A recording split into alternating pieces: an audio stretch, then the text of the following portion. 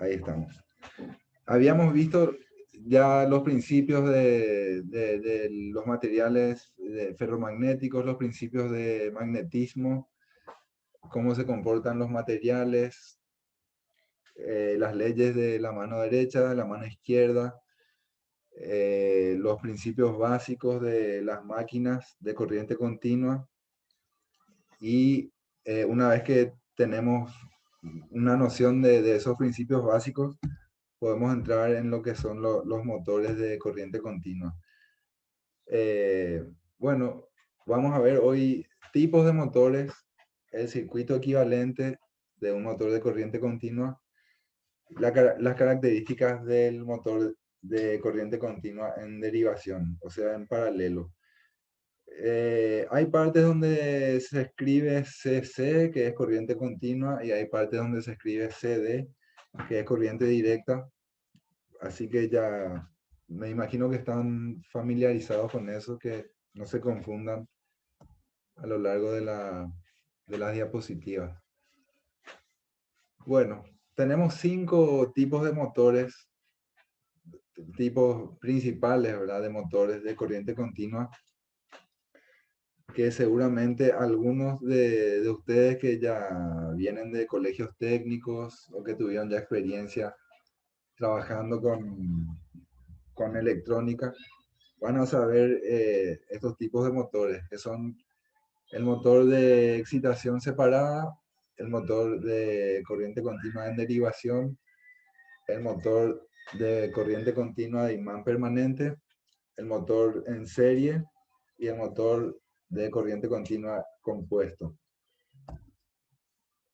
Primero, antes de ver los tipos de motores, estaría bueno analizar un poco el circuito equivalente y cómo es que se modela para poder después entrar en los tipos de motores, cómo se conecta cada uno, cómo reacciona, digamos, el motor frente a los tipos de carga, frente a las tensiones que nosotros le aplicamos y las curvas de estas relaciones entre tensión aplicada, torque, también cómo reacciona el motor de acuerdo a la carga mecánica que le estamos aplicando y de acuerdo a eso también cuál sería la mejor selección del motor de acuerdo a la aplicación correspondiente, ¿verdad? Generalmente eh, motores de corriente continua se utilizan en todas las aplicaciones, pero también los motores de corriente alterna se utilizan muchísimo en aplicaciones industriales, sobre todo, porque tienen de repente algunas ventajas. No vamos a entrar en los de alterna porque estamos viendo específicamente estos, que son los de corriente continua. ¿Se acuerdan de la parte constructiva de la máquina de corriente continua, verdad? Porque cuando hablamos de máquina, podemos referirnos ya al motor o al generador. ¿Se acuerdan también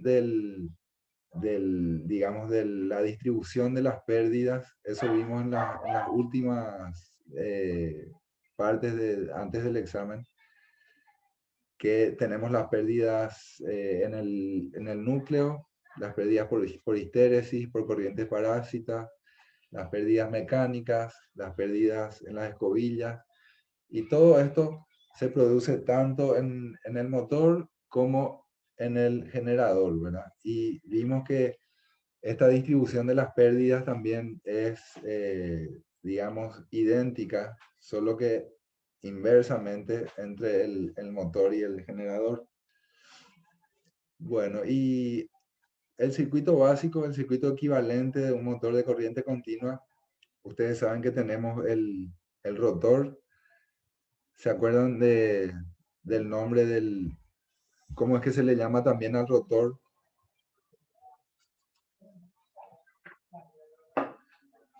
Si quieren, prendan nomás sus micrófonos y mantengan prendidos, entonces va a ser mucho más dinámica la clase y responden así cuando lanzo una pregunta. O si quieren responder en el chat, pero ahí tardamos un poco más, ¿verdad? El, El rotor es lo que nosotros llamamos el inducido, ¿verdad? Lo que también se llama armadura. En este caso, para ver el circuito equivalente tenemos el circuito del inducido, que se representa por medio de una fuente de voltaje ideal EA que tenemos ahí y un resistor RA. ¿Alguien me puede decir a qué corresponde esta fuente y este resistor? ¿A qué, digamos, a qué parámetros físicos, a qué partes del rotor? Así, lancen nomás. No importa acá si alguien se equivoca. Si yo me equivoco, ustedes me corrigen también, ¿sí? ¿Qué es el inducido, verdad? Es una bobina. La bobina, digamos, ¿qué, qué componentes tenemos en la bobina? Tenemos un conductor de varias vueltas, ¿verdad? Entonces, al tener un conductor, directamente, ¿qué tenemos ya ahí? Tenemos una R, ¿verdad? Una resistencia. Una resistencia porque no existe un conductor que no tenga resistencia, que no produzca una oposición al paso de la corriente. Por más que sea bajísima la resistencia, siempre va a tener una resistencia mínima por lo menos. En el caso de una bobina, sabemos que es un conductor largo, enrollado, entonces la resistencia nunca va a ser cero, ¿verdad? Va a depender de la distancia o del largo que tenga este conductor. Entonces sí o sí tenemos una resistencia, vamos a tener ahí en esa resistencia una caída de voltaje y después tenemos una tensión EA. ¿Alguien tiene idea de dónde sale esa tensión EA? Si se acuerdan. ¿Se acuerdan que vimos de qué dependía la tensión generada en la máquina de corriente continua? En nuestras diapositivas estaba en rojo eso, estaba en rojo en unos cuadros de texto bien diferenciados. Bueno, seguimos. Después tenemos ven ahí en el circuito, en la parte de la derecha, una pequeña pila, ¿verdad? Una batería. ¿Y qué expresa esa pila o esa caída de voltaje? Es el voltaje que se produce en las escobillas que hablamos, que están conectadas al conmutador del rotor. Entonces, como esto es una caída de tensión, por eso se ve el sentido de este voltaje de más a menos, ¿verdad?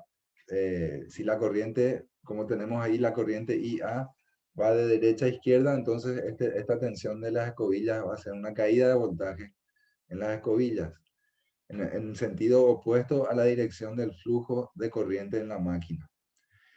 Y después tenemos, por otro lado, las bobinas de campo, ¿verdad? Las bobinas de campo, recordemos que son las bobinas donde nosotros aplicamos la tensión para generar el campo que va a producir, digamos, el campo magnético para inducir al rotor a que se produzca el movimiento, en el caso del motor. Entonces, estas bobinas de campo que producen el campo magnético están simbolizadas por medio de un inductor LF y de un resistor RF. El resistor independiente representa un resistor variable externo utilizado para controlar la cantidad de corriente en el circuito de campo. Y de paso, comento que ese es otro tema que tiene que ver también con la regulación o el control de la velocidad de la máquina. Hay distintos tipos de regulación de la velocidad que vamos a ver también dependiendo de cada tipo de motor.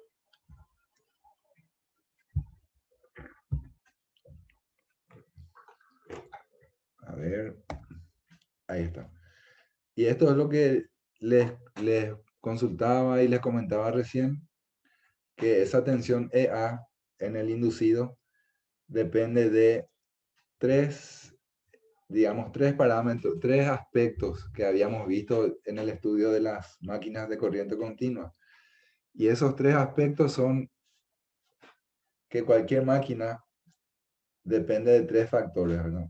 El flujo en la máquina, la velocidad del rotor y una constante que depende de la construcción de la máquina. Esa constante K que vemos ahí en la fórmula. Entonces, esa tensión EA que se genera en el rotor va a depender de estos tres factores. Ese voltaje que genera la máquina está dado por esta ecuación, lo que vimos recién. Por lo tanto, la tensión EA en el inducido es directamente proporcional al flujo de la máquina y a la velocidad de rotación de la máquina. O sea que ahí ya podemos empezar a pensar en velocidad. Si nosotros tenemos mayor carga, por supuesto vamos a tener una mayor oposición, una mayor fuerza que se opone al movimiento del rotor. Entonces, posiblemente la velocidad va a ir bajando.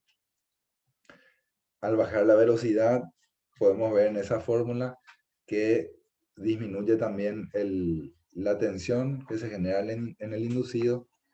Esto produce también que varíe la corriente, esa corriente IA que vimos recién en el circuito del inducido. Ahí también va a cambiar la tensión que se genera en las escobillas. O sea que es una cadena de parámetros que van variando dependiendo de la carga, de la corriente que se aplique, de la tensión. Está todo relacionado, ¿verdad? Y esto también va a depender de los tipos de motores. Por eso está bueno conocer el circuito equivalente para poder analizar y modelar cada tipo de motor. ¿Cómo se relaciona el voltaje interno generado con la corriente de campo de la máquina? O sea, el voltaje interno sería el voltaje EA del inducido y la corriente de campo sería la otra que vimos, que sería la del circuito del bobinado de campo en la máquina, ¿verdad? La corriente de campo en una máquina de corriente continua produce una fuerza magnetomotriz de campo dada por NF por IF. Y NF sería la cantidad de vueltas de la bobina y IF sería la corriente de ese campo. F es por el inglés field, ¿verdad? Campo. Cantidad de vueltas de la bobina de campo y la corriente del bobinado de campo. Entonces, esta fuerza magnetomotriz produce un flujo en la máquina de acuerdo con su curva de magnetización. Y acá retrocedemos un poquito en los conceptos y nos acordamos de la magnetización de un material ferromagnético. ¿Se acuerdan que nosotros le aplicamos cierta intensidad de campo y el material se va magnetizando hasta cierto punto, hasta que llega a la saturación y más que eso no podemos, digamos, magnetizar el material? Mientras tomo un tereré, dejo un pequeño silencio ahí por si tengan alguna consulta. De paso, les comento que creo que estamos por terminar nuestro tiempo del Zoom, así que, a ver, bueno, si tienen mientras alguna consulta, pueden hablar sin problema.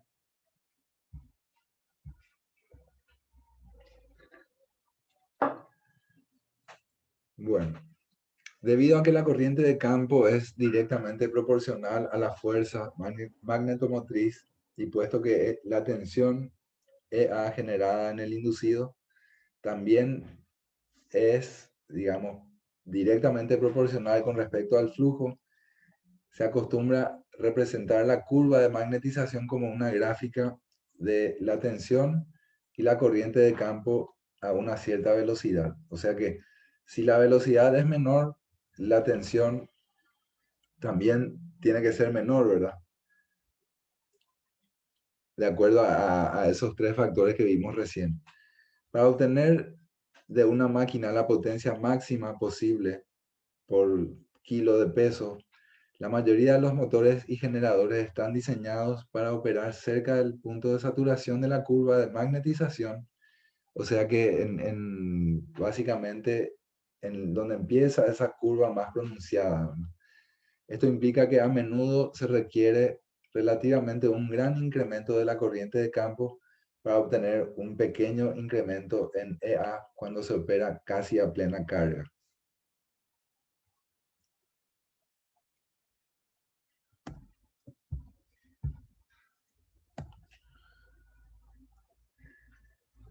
Y acá vemos otra vez el circuito equivalente de un... acá ya entramos a los tipos de motores. ¿Les parece bien si hacemos una pausa antes de que se corte? Volvemos en 5 minutos. Yo creo que está bien. ¿Les parece bien? Son las... A ver. Las 8:03. A las 8:08, si les parece bien. Está, profe. Dale, dale. Nos vemos en breve.